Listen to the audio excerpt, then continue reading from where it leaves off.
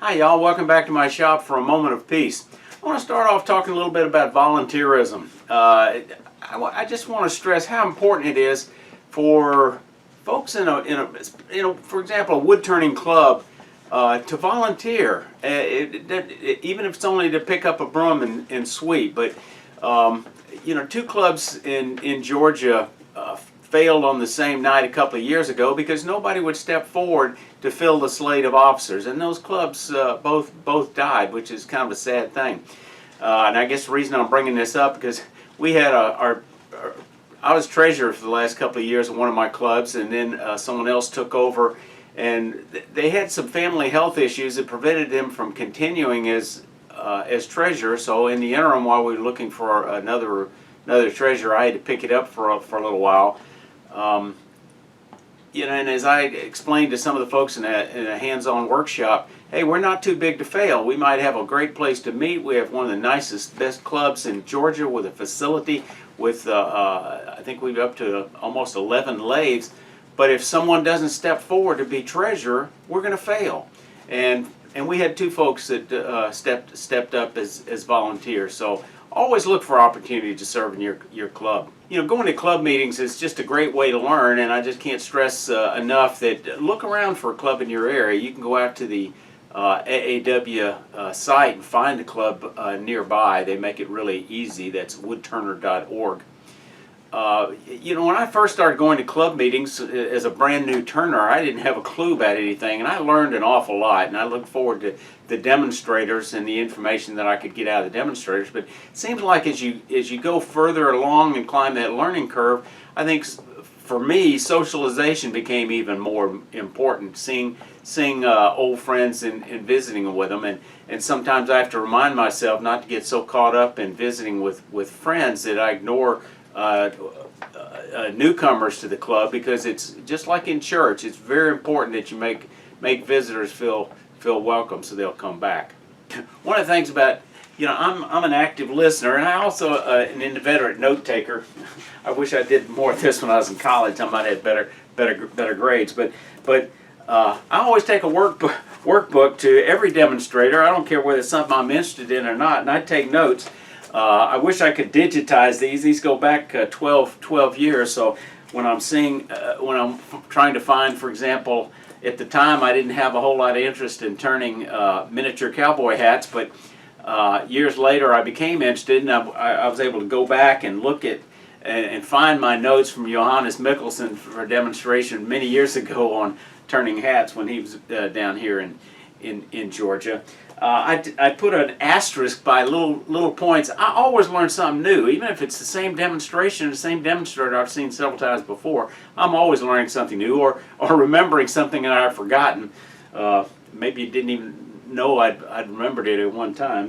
That's what happens when we get older. I put an asterisk by things, and sometimes I go back and I always go back and look for those asterisks for some new nifty little turning trick or technique that I want to experiment with. I wish this was digitized, make it a lot easier to find, but that's another story. I want to respond to a few viewer comments. I just want to mention YouTube has a facility that allows me to go out and look at all my comments in one place, and it could be to a video that, one of my first videos done 5 years ago, but it'll still pop up right after you post it, and I try to respond to every single comment I got, try to answer every single question. So feel free to comment, and let me just mention respond to a couple of comments that I've gotten. I had a question from Aiden Bosky about my I hope I pronounced that name right. Had a question about my vacuum chucking system, and I remembered that I'd written a very long detailed post with photographs over 10 years ago, shortly after I made my vacuum system, and I posted on a wood turning forum. So I pulled that document out, cleaned it off, and even though it wasn't a published article, I went ahead and put it with my article links on my website. By the way, I've got a new website. I used to have a Google blog spot, and I finally deleted it a couple of days ago. Now that my new website, MikePeaceWoodturning.com, is up and running, and I won't say it finished because it's always going to be a work in progress, but let me tell you, it was a struggle for me to learn WordPress and get that thing up mostly by myself. But I do have, one of the reasons I have my my website is it gives me a place to reference or make available to folks any article that I've written. I've written probably over a dozen articles, and you can download them and read them. And I put this one up there on my vacuum chucking system. It also provides another link to my YouTube videos, but I think most people that are looking for me are going to find me on the YouTube first, and the website's just sort of an extra thing up there. Here was an interesting comment I got from one of my viewers. I won't say the name. They said, "Shh!" exclamation mark. Just make a bowl. I gather from this particular viewer that they weren't interested in all the detailed explanation of how I go about it.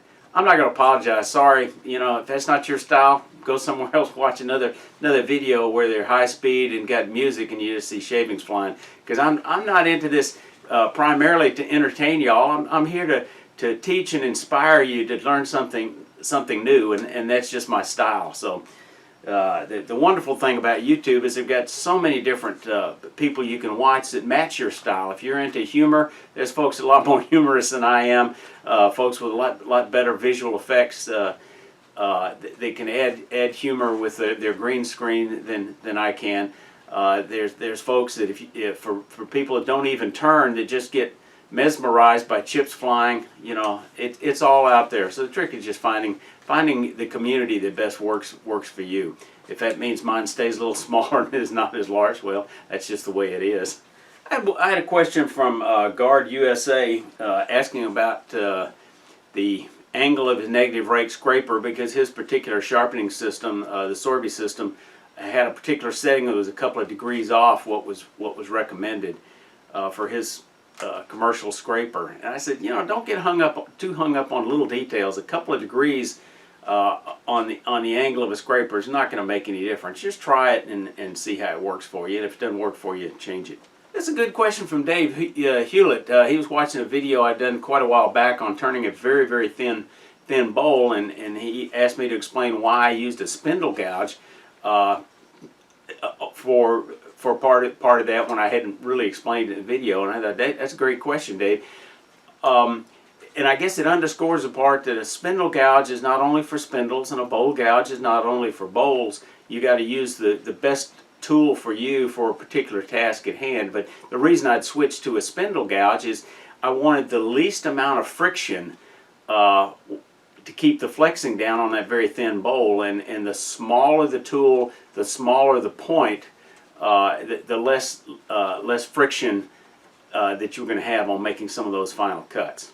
I recently came to the conclusion that I would really like to do more hands-on wood turning in my shop, and to that end, I guess I was inspired a little bit by Sam Angelo recently, or not too long ago, buying a one-way MIDI lathe. I'm not sure that I'm going to get a one-way, but the idea, I've been turning a long time, and coming up with another lathe seemed like a good idea. My challenge is, as I'm panning around my shop, is finding a place for it. And one of the issues is when I first started getting into woodworking, I had a couple of tools that are covered up here now. I have a planer and a joiner that don't get much use, and I hated to get rid of them, because one of these days I'm going to be making a chessboard or something, and we'll need them.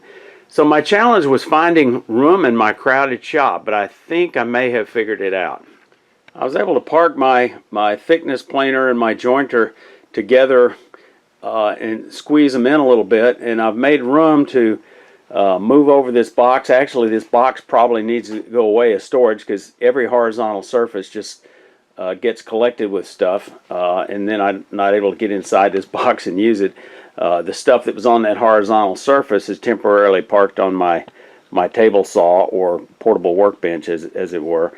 But I figured out if I can get rid of this box, now that I've moved a couple of tools over, I can slide my table saw down, and I think I'll have room to about where the table saw is to put a mini lathe. Mini lathes are great starter lathes, and not only starter lathes, but for experienced wood turners. My friend Peter has got all he turns on is a mini lathe, and he's a far more experienced turner than I am.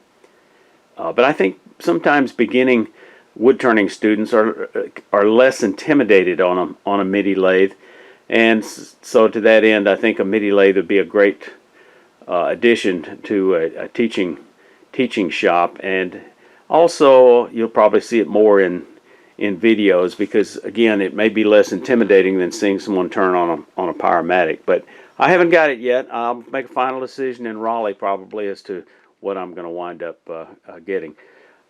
When I keep saying Raleigh, I'm going to be at the National AAW Symposium in Raleigh this weekend, and look forward to meeting with old friends and meeting new ones. So if you see me, walk up and say hello. Y'all stay safe. Hoping to see a lot of y'all in Raleigh. Bye.